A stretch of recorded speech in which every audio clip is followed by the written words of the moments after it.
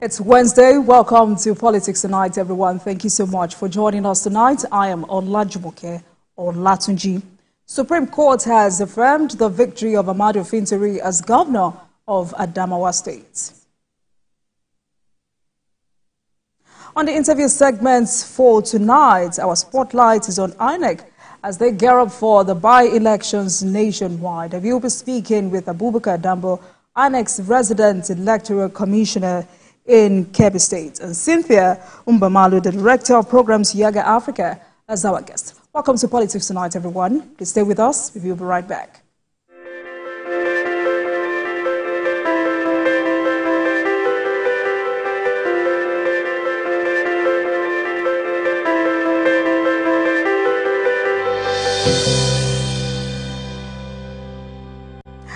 Welcome back to Politics Tonight, everyone. Thank you so much for staying with us. Now, let's begin with some developments in the polity. President Bola Ahmed Tinubu has condemned the murder of two Ekiti monarchs and the abduction of school pupils and teachers in Ekiti State. Special advisor to the president on media and publicity, Ajurin Gilali, said President Bola Tinubu condemned the mindless and brutal bloodletting in the state and pledged that the perpetrators will be brought to book. The two traditional rulers, Obalatunde Olushola and the Elesun of Esu-Ekiti, David Ogunshola, were killed in an ambush by armed men while returning from a meeting. A third traditional ruler, Yalara of Ara-Ekiti, Oba Adebayo Fatoba, escaped the attack. Governor of Ekiti State, Yodun Yebanji, said security agents have been dispatched to the area to fish out the perpetrators of this crime. The Supreme Court has now put an end to governorship election litigations across the country after it delivered judgments in the Adamawa State governorship election earlier today. The Apex Court has reaffirmed the victory of Ahmadu Fintiri as governor of the state, stating that the action of the resident electoral commissioner was unconstitutional and illegal. Judiciary correspondent Celestina Iria reports. Apart from the conduct of the resident electoral commissioner, the appellant could not plead her case as the winner of the election. All the allegations made in respect to non-compliance to the Electoral Act was not proven. The witnesses called by the petitioner had no role to play in the election as they were campaign officers for the appellant. Also, Section 137 of the Evidence Act 2022 does not allow the dumping of exhibits before the court as done by the appellant. Justice John Okoro further stated that the reg had no right to have declared Aishat Dahiru as the winner of the election when the result of a supplementary election was yet to be collated. The reg was a vital witness in the appellant's petition at the tribunal, but he did not give evidence as to why he was in a hurry to declare Aishat Dahiru as the winner of the election. With the absence of his evidence, the court cannot do anything. Nobody, no matter how highly placed, has the right to make such declaration outside the returning officer. The reg acted irresponsibly and criminally. Public officers should not allow greed to shape their actions. The court dismissed the appeal for lacking in merit as the case of the appellant is void of law and facts. Day of great delight. We are very pleased with the outcome that the mandate expressed by the people of Adamawa State as affirmed by INEC, as affirmed by the tribunal, as affirmed by the Court of Appeal, has been affirmed today by the Supreme Court. I'm thankful for the judiciary for standing firm to ensure justice is delivered from the tribunal to the Supreme Court. This victory will only spur us more to do better for our state. We will continue to ensure that only the best is delivered to our people. With this judgment, the Supreme Court has successfully decided all the governorship election petition matters from the last year general election.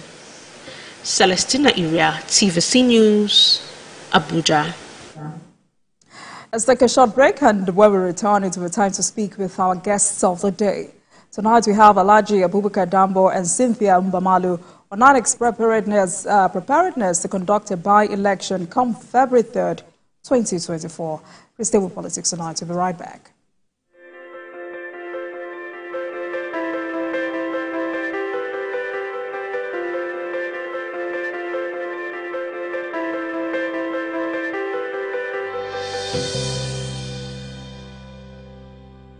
Welcome back, everyone. Thank you so much for staying with Politics Tonight. Saturday, February 3rd, 2024, the Independent National Electoral Commission, INEC, will conduct by-elections across 26 states. The elections would fill vacancies in 3 senatorial districts, 17 federal and 28 state constituencies spread across 80 local government areas. And to help carry out this national assignment, the Commission has sought the support of the Nigerian Air Force to deliver materials to 3 locations in the northeast, southeast and the southwest geopolitical zones of the country. Tonight, let's get some perspective into the task ahead of the electoral umpire come Saturday. The first guest tonight is the resident electoral commissioner, Kebbi State, Alhaji Abubakar Dambo. Thank you so much for joining us, sir. Good to have you on Politics Tonight.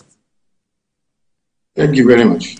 Right, so let's start tonight's conversation with how prepared the Commission is. This Saturday, we have 26 states across 80 local government areas, 575 registered wards, and 8,934 polling units involving 4.9 million registered voters. How prepared is INEC?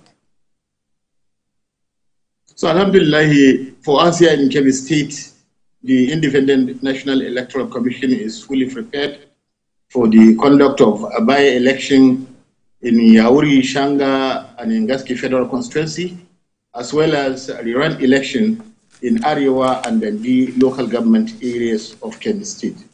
We are fully prepared as far as the conduct of the elections is concerned, which is to be held on the 3rd of February on Saturday, inshallah.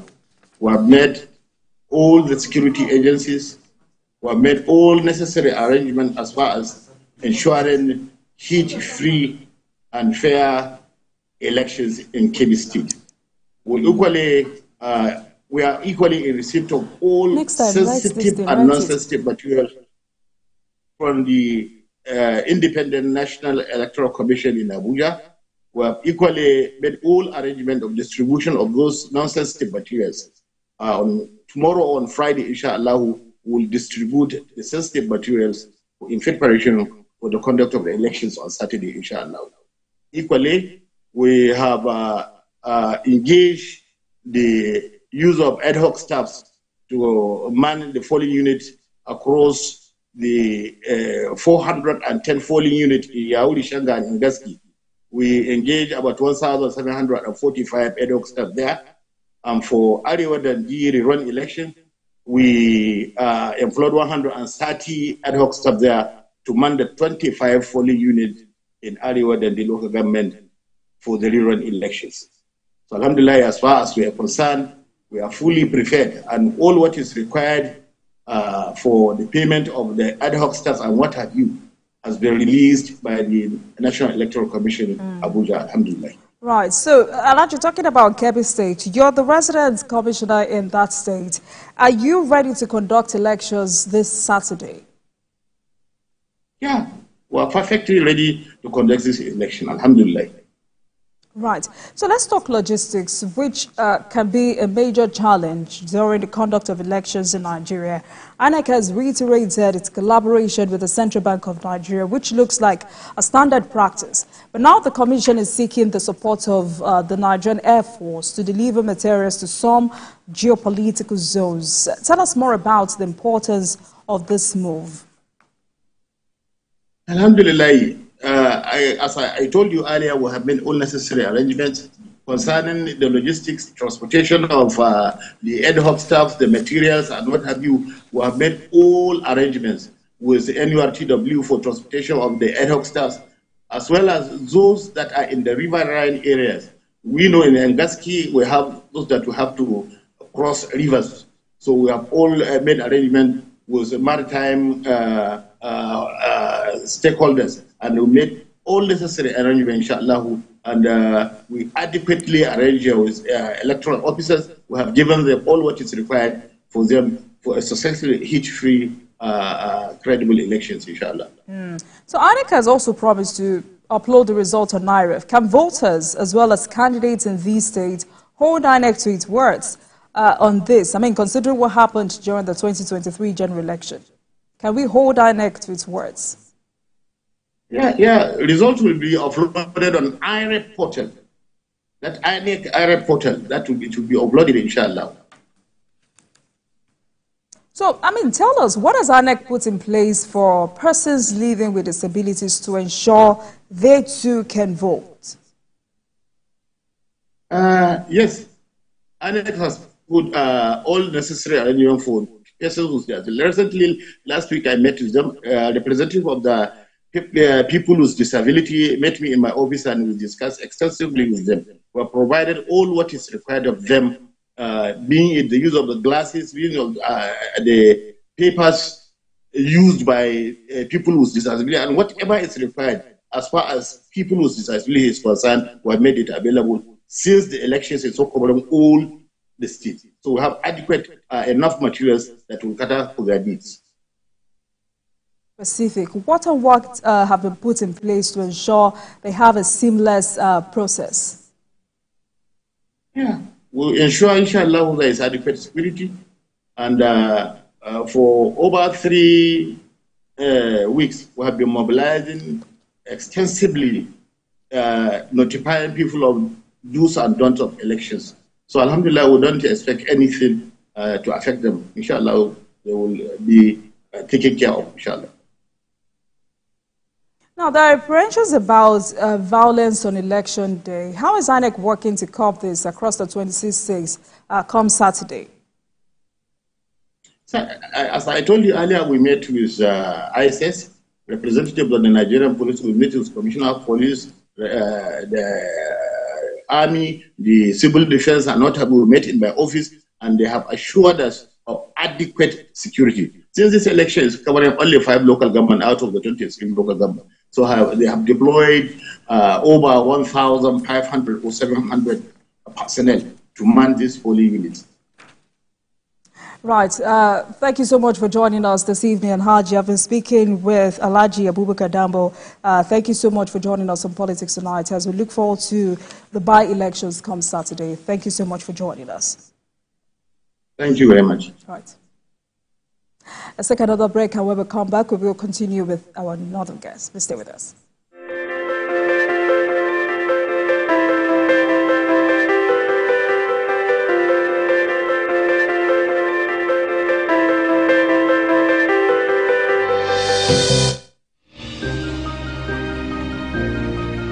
Sometimes it's the story that calls. At other times, the people just want to be heard. I need students, but I need teachers. Can't continue like this. Their voices re-echoing through time itself. We haven't done anything. If the tide is high, everybody run for safety. Their tears leave a sweet, sour taste for all their demands. A familiar call beckoning for change. In our world, no one expects a disaster to happen.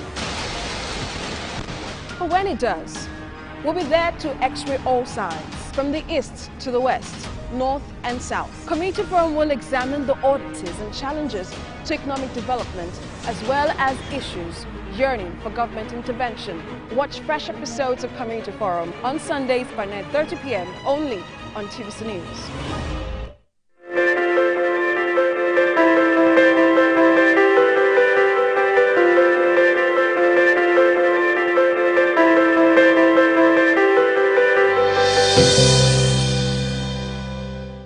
Welcome back, everyone. Thank you so much for staying with us. Now I am joined by Cynthia Balu of Yaga Africa. Thank you so much for joining us, Cynthia. And it's so good to see you again. Thank you and good evening. Right, good evening to you. Right, so let's get straight into this conversation. 26 states, 80 local government areas, 575 registered wards, over 8,000 polling units. What major task will you say INEC has ahead of Saturday? And how would you describe the attitude of politicians ahead of that election? Well, I would say the first major task, honestly, on the part of the Electoral Commission is rebuilding trust of the people in the process. And that is because we're coming from the background of elections that happened, the general elections in February last year, the governorship elections, and then we had the off-cycle elections later in the year in November. And these elections raised major issues. And I think in the next couple of days ahead of the elections on Saturday, the Electoral Commission needs to invest in that voter and civic education to rebuild trust in the process and to inspire participation in the electoral process, especially by sharing its plans with the voters on what they want to do. So I think that for me is one major task. The second for me is getting logistics right. These are elections happening in a smaller scope or smaller geographical space. And so we're expecting that issues of logistics will be properly handled. If you followed the reports from the last elections, there were polling units from the general elections where voters could not vote. Some locations in Enugu, in Anambra, some locations, even in Lagos, they had challenges voting. And I'm just picking up states, but if you go to the north, we also had locations where there were major logistical challenges. And I think it's important that issues of logistics are properly handled, personnel and materials arrive in due time, and that the personnel are professional in their conduct. For the political parties, for the politicians, honestly, I think we need to have a conversation with our political class or the political elite. And why do I say so? With a lot of investment going into building the electoral process with media, civil society, and several stakeholders engaging citizens and trying to rebuild trust in our democracy, our political class needs to also understand that they play an important role in ensuring the process is sane, in ensuring some level of sanity in the process. So they need to conduct themselves as required by the law, engage in very constructive debates and campaigns ahead of the elections, and stick to the rules. Because if politicians don't try to manipulate the process, it will make it difficult for anyone to manipulate the process. But why you see some officials being complicit is because you have people who are willing to pay them. And so to address or deter electoral malpractices and electoral corruption, I do believe that there's a bulk of the responsibility on our politicians, on the candidates contesting and the parties contesting these particular elections. Right. You raised the issue of logistics, and I'm sure you listened to my conversation with Alhaji Dambo. This remains a challenge for INEC. But this time, the Commission has sought support for airlifting of election materials to remote locations in some geopolitical zones. This is definitely an improvement, right?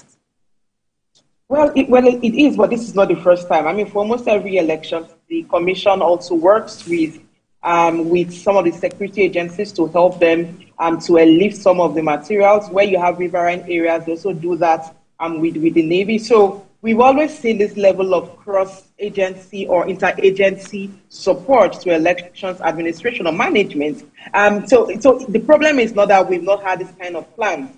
The challenge is in the implementation of these plans and ensuring that it is operational in such a way that it achieves this purpose. So I'm hoping that it's not the promises. We've learned or heard of these promises before, but that for this election, since it's a smaller scope or geographical space that we're hoping to conduct these elections, that the respective agencies that would provide support to INEC, that they are available and they are ready to do the right thing on elections day. One challenge the Electoral Commission has had sometimes is where there are delays on the part of the agencies that are meant to provide the support. So the Electoral Commission may be ready with the materials, but if the agencies are not available to help in the movement of these materials, it affects the plan of the Electoral Commission. So it's beyond INEC. It's about these agencies providing the support, be it the military, the security agencies providing for airlifting support, that they are available on time to move the materials and the electoral officials to the polling units on elections day. So it's beyond the Electoral Commission. We also need to ensure that these agencies are present, available and ready to move when the Electoral Commission is ready to move. Right. So when you say there must be some level of professionalism on the part of INEC staff and ad hoc staff, what exactly are your expectations ahead of Saturday? Yeah, so we have clear guidelines when it comes to elections administration. We have the INEC guidelines on elections. We have the Electoral Act. And then there is the manual that the officials are trained with. Thankfully, INEC has been training the officials. I saw some of the updates from Kaduna and some other states. So what we expect is that the officials, the INEC, the electoral officials, stick to the rules, as simple as ensuring that every voter is accredited with the BVAS, the Bimodal Voter Accreditation System. Because if that is not done, you will see issues of cancellation of votes, and that is just wasting the votes of the voter. So as simple as complying to the rules when it comes to voter accreditation, that is very important. Complying to the rules when it comes to ensuring that every ballot paper is properly stamped, signed, and dated, and that result sheets are not refilled before elections. Remember, we saw an incident of that in some locations in Kogi in November last year. We don't want to see those kinds of incidents. And that when it comes to uploading results on the portal, the INEC result viewing portal, that these results are uploaded, the right result sheets from the polling units. But in the last elections in November, the most recent, we still had instances where wrong forms were uploaded or the forms uploaded were mutilated. It could not make sense of the data on the form. So we want to ensure, we are hoping that INEC would ensure that the personnel deployed comply with the rules and do the right thing at the right time. Because when that is not done, it leads to a lot of distrust in the process. And this is an elections happening in a context of citizens' discontentment with the electoral process. So we need to use every opportunity to re-inspire confidence in the electoral process. And I'm hoping that INEC and its personnel are aware of the feelings out there in the streets and are willing to do the right thing so that people can believe again in our democracy and believe again in our elections. So that's why I say compliance is key. Uniformity of practice is key. And that is one of the things that will ensure that manipulation and rigging are not part of our systems again.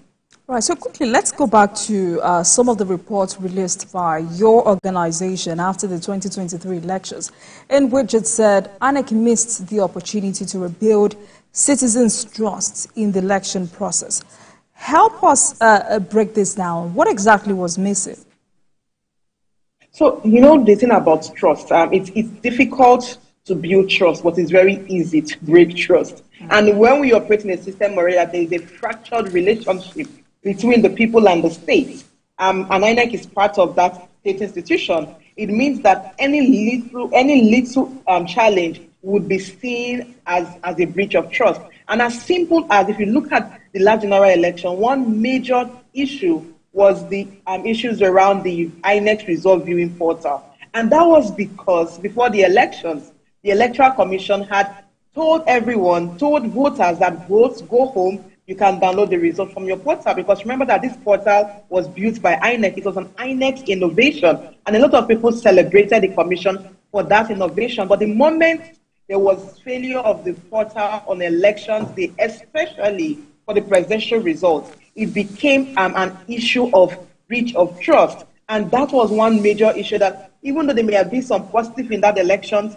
the moment you create doubt, you raise a lot of questions, which is why compliance is key. And the second is communication. If there's one thing the Electoral Commission must learn, is that to build relationships, communication is vital. So we need the Electoral Commission to constantly communicate to the people. Imagine if in the last election, the moment the Electoral Commission observed some technical glitch, like you said, on the result portal, and for the presidential election, remember the senatorial and House, the results were off. Imagine if there was a press conference to address the voters, citizens on this is what is happening, because INEC had the media all waiting for information. So how the Electoral Commission invests in this communication is key, so that if there are challenges, immediate and timely communication, explaining what the issues are, and is building confidence that regardless of this issue, we will still stick to the rules. Those kinds of things, that proactive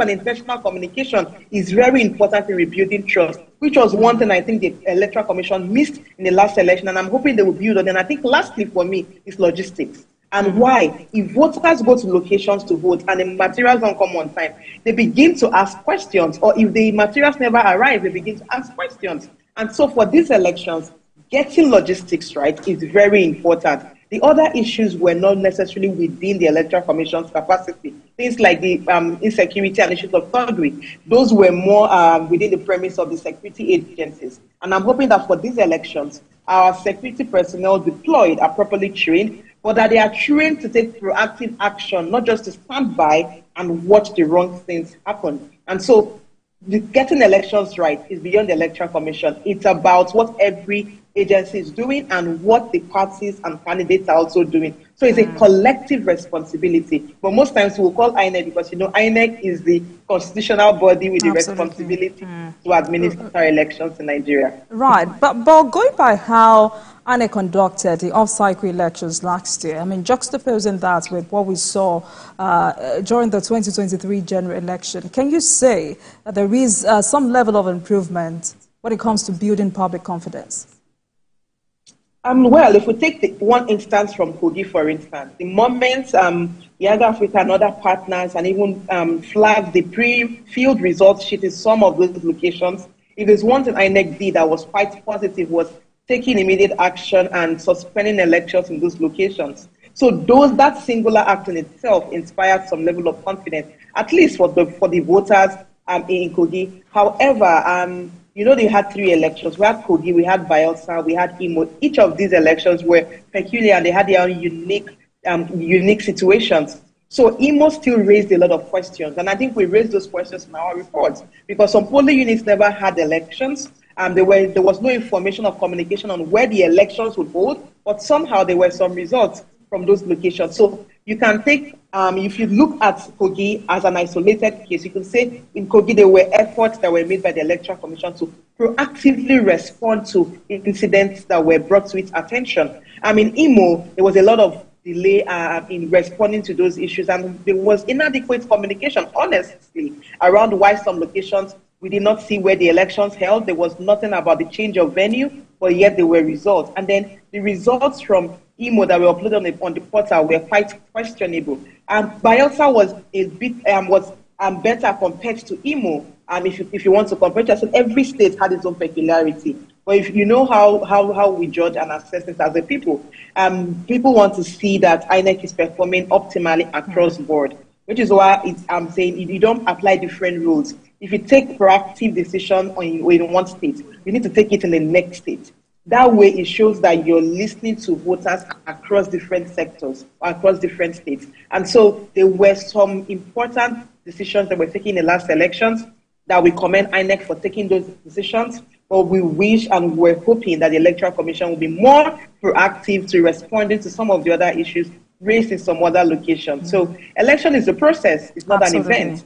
We keep learning, we keep building, but we cannot give up in our system because at the end of the day, democracy works for us as a people and we need to get the system to work for us as Nigerians. Absolutely. So I'm certain we're going to have this conversation again after this by-election to see how INEC has fared so far. But putting tonight's conversation in proper perspective, I know Yaga Africa raised concerns over continuous decline in the quality of our elections despite reforms introduced. What specific areas are we witnessing decline?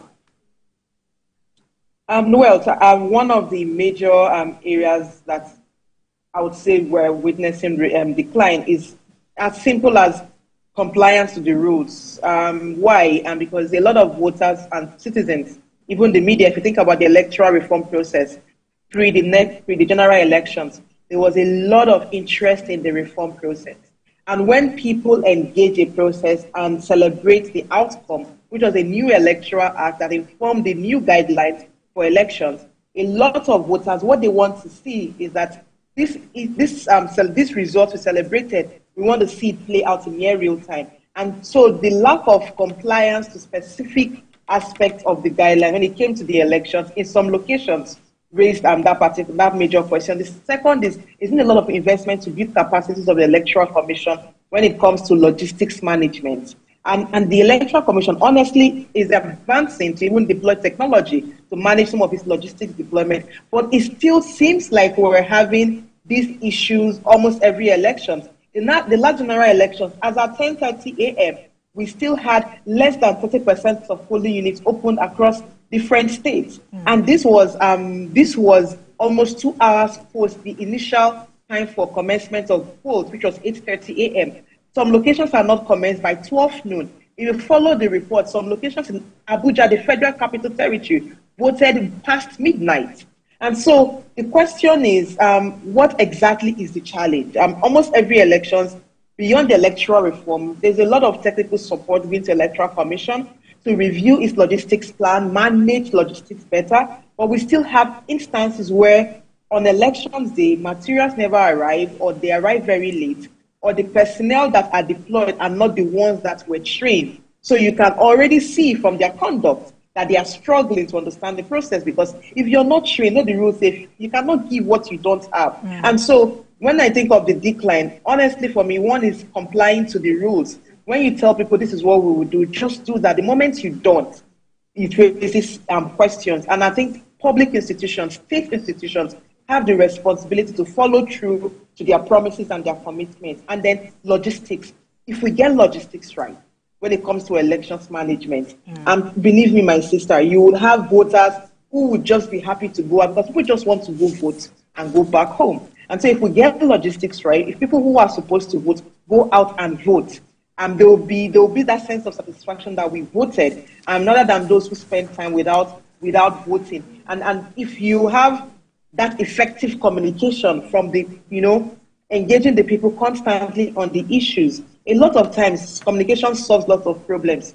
And it's like interpersonal relationship. When you're secretive about things, people begin to question. But when you're open, everyone knows, okay, these are the issues. We have to deal with it and solve it ourselves. And I think if there's something INEC must invest in, is also communicating to voters, to stakeholders, where there are challenges. That way, it wouldn't come as a surprise to us, and it would even give us confidence that, yes, this is a commission that is listening to the people. So for me, those were 4 points of decline. I mean, as simple as commencement of polls and having locations open as at Wendell, just as simple as that can build or re-inspire trust in the electoral process.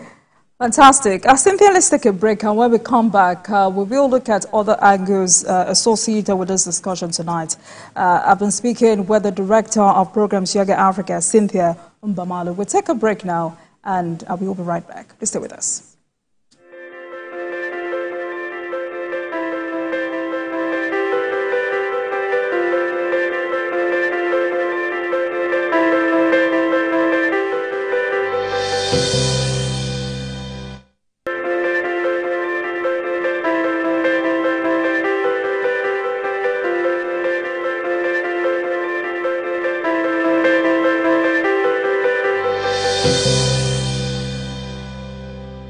Welcome back, everyone. Thank you so much for staying with Politics Tonight. And this evening, our spotlight is on the preparedness of INEC ahead of Saturday's by-elections. And I've been speaking with Cynthia Balu, the Director of Programs, Yaga Africa. Cynthia, thank you so much for staying with us on the program. Now, let me ask you this question, and I'm asking because Yaga Africa's report on the 2023 election seems to focus on INEC and not on politicians. So what roles do you think politicians played in the credibility of our election, or play? Well, we have had a section that focused on the political class, because in fact, one of the things we had highlighted was it's not sufficient to conduct or successfully have electoral reforms if the political class are not ready to reform their political culture. And so that was one missing link we found in the last elections, that yes, we did have new rules, new legal framework, but when you have a political class that are bent on doing things the old way, it also creates a lot of problems for the Electoral Commission. Like I said earlier, if there's no one willing to buy officials in the field or willing to manipulate the process, then the Electoral Commission will not, the officials rather deployed, because some of them do not necessarily act on behalf of INEC. People just go and monies are shared, and sometimes people take that.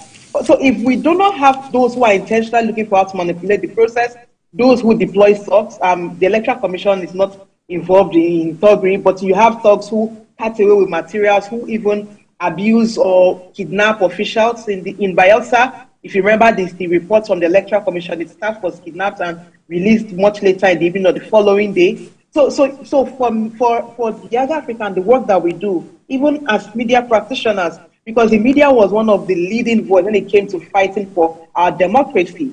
If there's one thing we are lacking, is that we do not have a political class that is willing to let go of its old ways and reform its political culture in a way that supports democratic development. And that in itself is problematic. So we can have the best laws, we can build the best systems for elections management, but if we do not have individuals with a reformed mind, then we're just going to keep going round this circle. And I believe that for every politician, for the political class, for the political elite, for every system that has achieved some level of change or reform, the elites led that movement, the elites led that process. And so if we don't have the political elites willing to get things right, then we'll keep running around the circle, which is why I said it's not just about INEC. INEC is an institution, yes, we can call INEC, but beyond the Electoral Commission, we have politicians, we have those who have been in the game for so long, who believe that winning power is at all costs rather than a call to service.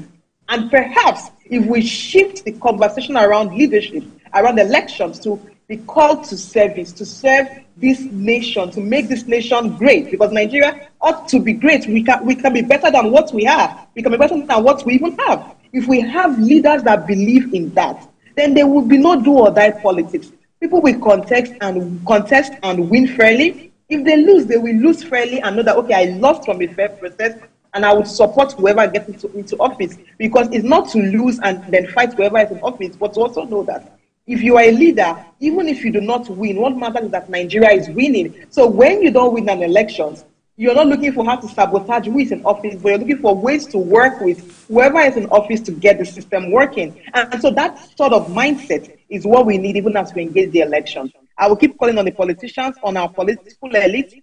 If we want Nigeria to work, then we need them to get on board. Because if we do not have our political class with a reformed mind and a mindset to build our democracy, we will keep going around the circle. Amending laws, those are important, but most times they are ineffective if the drivers, if those that are the major players are not willing to play by the rules of the game.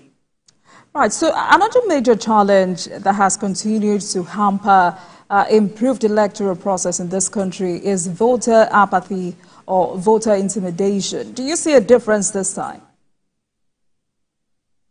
Well, you know, this is a smaller election in the sense that we just have rerun and by-election. So some states ordinarily are always contentious, whether it's a major or by-election or legislative elections.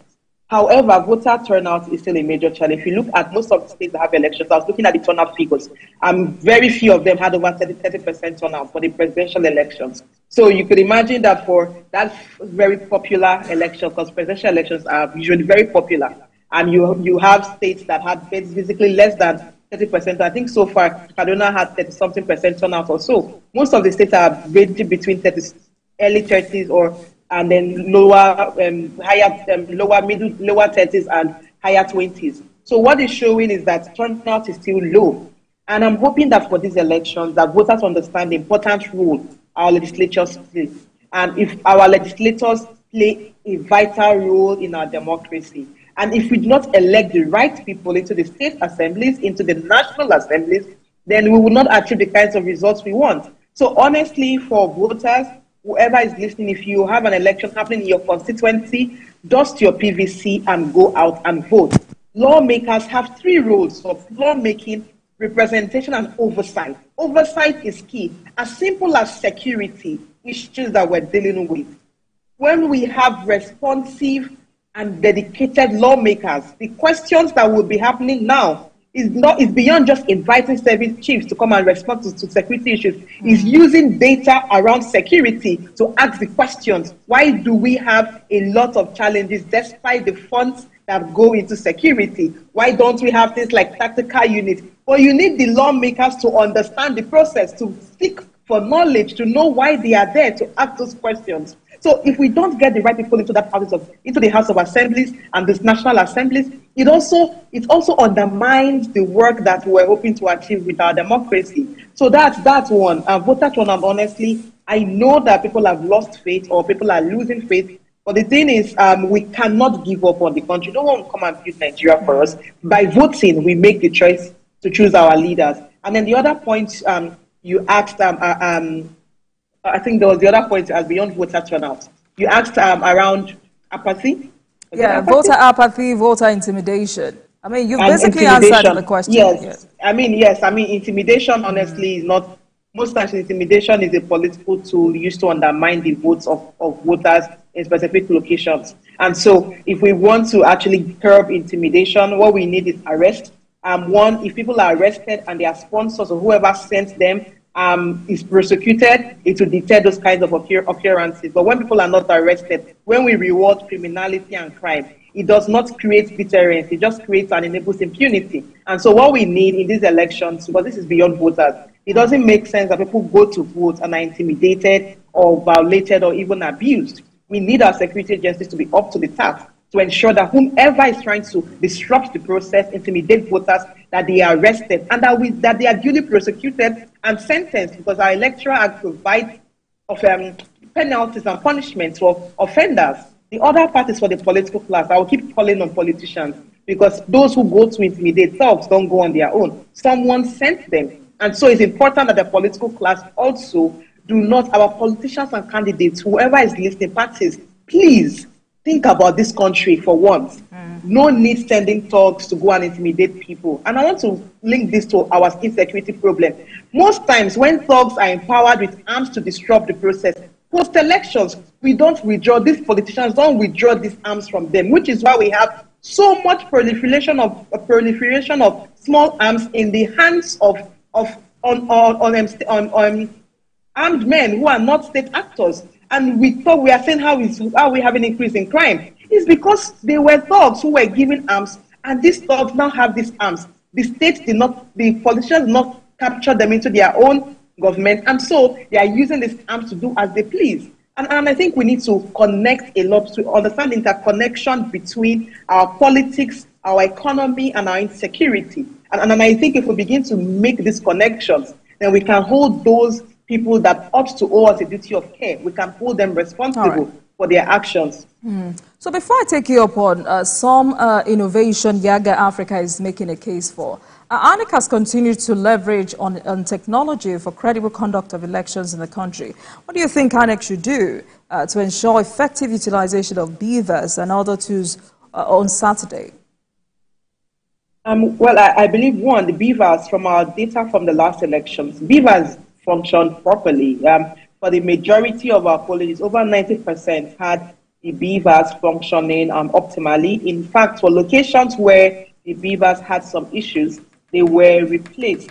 And so we had higher percentages of functionality of the beavers. And I have to share this also because that innovation did work. But you know, we also have instances where some people who were deployed were not those who were trained. And I mentioned it earlier. And so when someone is handling a machine that he or she was not trained to handle, he or she will blame the machine for not functioning rather than blame him or herself for not knowing how to use it. So one of the things we have seen is that the beavers has enabled that process of limiting multiple voters or multiple voting. So what we just need is for INEC to ensure that every beavers is properly configured to their polling unit and that each official deployed is properly trained to use these beavers to accredit voters.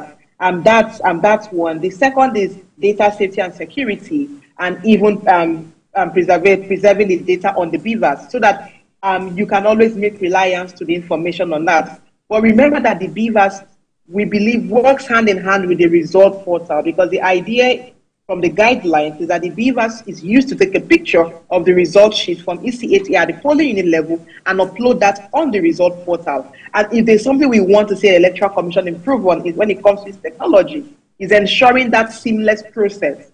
And when it comes to results management, that the results are uploaded on the result portal so at the close of polls, once they are done completing the result sheet, that is done at the polling unit level, because from the portal, they can tell when it's done from different locations, and that the right sheet is uploaded. So those kinds of, so because you need to improve on technology, but beyond improving technology, you need to maintain and update consistently. If you don't maintain it properly, and if you don't update its features, I think the question is to constantly ask, how will citizens interact with this platform in such a way that the experience is interacting on the platform and that they are inspired in the process?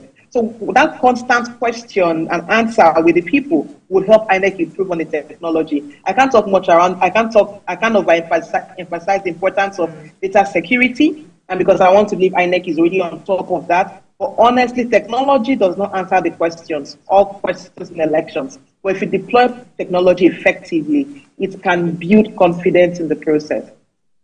Right.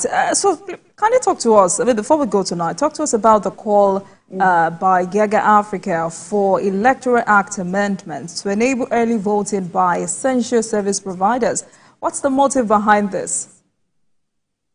Well, you know, we are in a country where millions of voters do not get to vote on elections, not because they do not want to vote, but because they are working on elections. They are simple as INEC officials, the ad hoc officials. If you think about it, we have over 470-something thousand polling units, and we have an average of 3 to 4 officials deployed to each polling unit. If you multiply 4 by over 170,000, you know what the numbers are. These numbers of individuals do not get to vote because they are working on elections day, and most times they're not in the locations where they registered to vote. We have media practitioners. I'm sure on elections day, probably in the field or in the studio.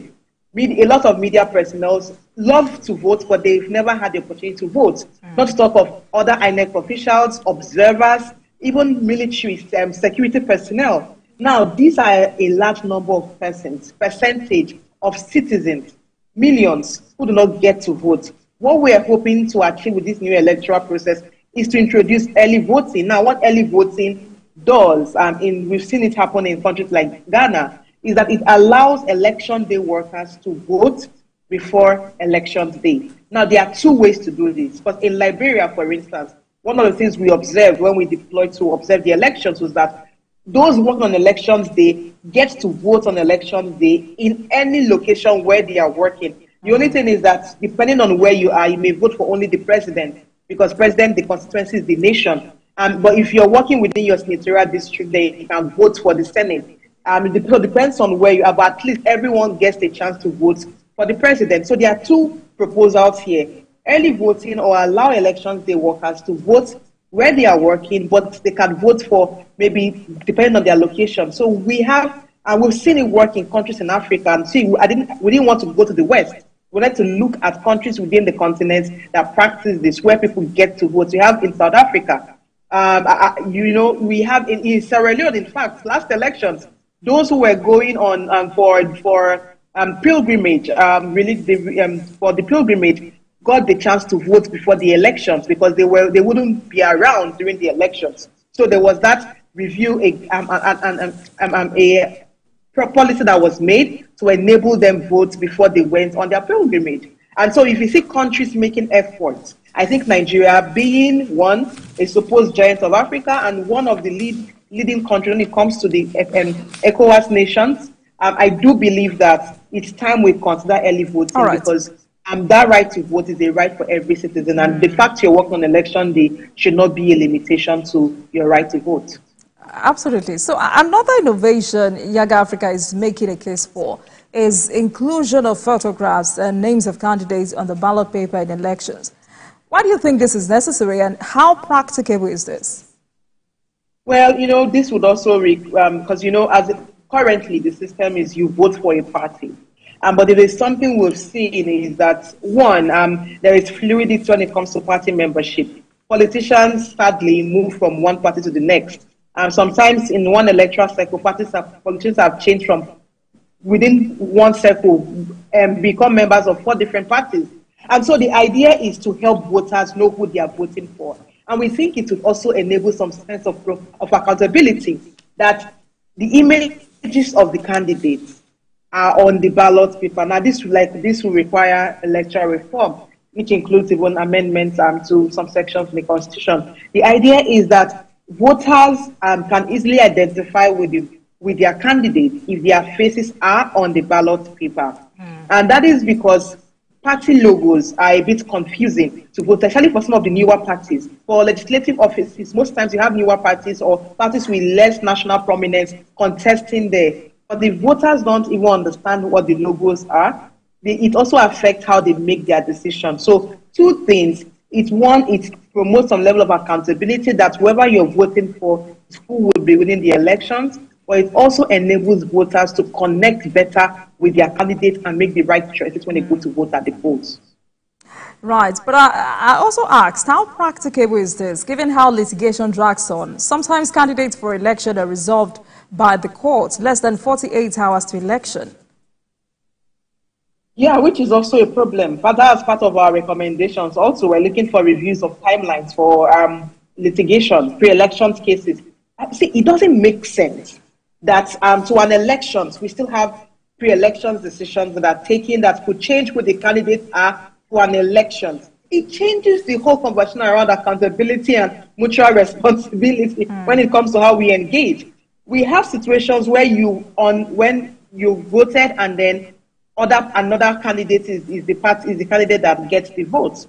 And so part of our recommendation, because it's part of a broader recommendation for reviewing of timelines for elections litigation, which includes both pre-elections matter and post-elections matter. One of the proposals we're hoping we can do, most of this will require constitutional amendments, but it's about calculating the timelines. Can we have pre-elections cases finish way ahead of elections so that we're certain of who the candidates are? And then post-elections, can we have cases concluded before inauguration so that we don't have people taking on, getting into office and then there's a court case and then that individual is out. So it's also important that we look at these things to at least create some sense of sanity in our electoral process. Thank you so much, Cynthia. It's been a pleasure speaking with you tonight. Always a pleasure having you on Politics Tonight. We appreciate your time with us. Cynthia Balu is the Director of Programs, Yaga Africa, as we focus on INEC preparedness ahead of Saturday's by-election. Thank you so much for joining us. Thank you. Thank you. And thanks a lot for watching. That marks the end of today's episode of Politics Tonight. But the conversation continues from here. We're also on YouTube at youtube.com/TVC News Nigeria. I am Olajumoke Olatunji. Good night.